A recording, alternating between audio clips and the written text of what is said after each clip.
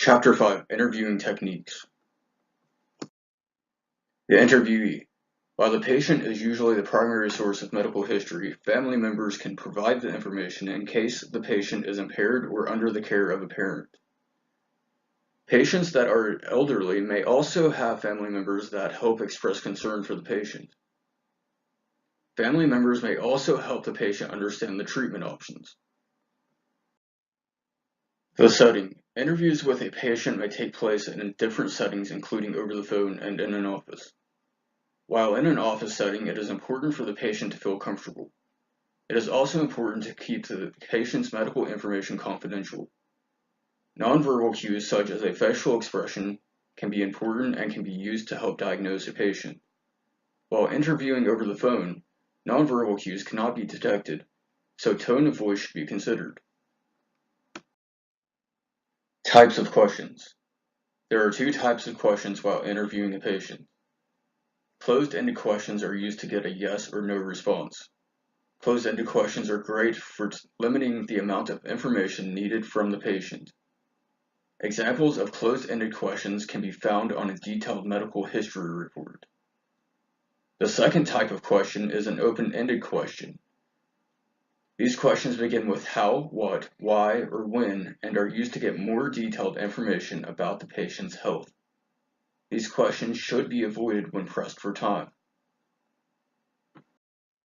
The HCP-centered interview versus the patient-centered interview. While conducting an HCP-centered interview, the HCP has more control over the conversation.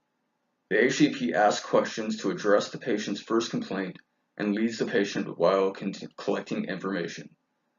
While conducting a patient-centered interview, the patient is encouraged to tell the HCP of an additional complaints that may be troubling them. A patient-centered interview also allows the HCP to pay attention to nonverbal cues that could be useful while diagnosing the patient. The acronym PEARLS can also be useful while trying to remember some important aspects of interviewing a patient. The concepts include partnership, empathy, apology, respect, legitimization, and support. There are many interviewing guidelines to remember while conducting an interview for a patient. Some of the most important may include using the patient's name, asking about the chief complaint first, seeking to clarify the patient's complaints, having the patient summarize what you've told them, and thanking the patient at the end of the interview. Pinpointing the chief complaint or present illness. Pinpointing the chief complaint is necessary for the HCP to get more detailed information about the patient's injury or illness. For example, if the patient is complaining of a headache, it may be a good idea to ask when the headache started. Interviewing children and adolescents. While interviewing children and adolescents, it's important to remember their stage of psychological, physiological, and emotional development. The more advanced the patient is in age, the more they are able to inform the HCP of their own medical history. Legal restrictions and ethical issues.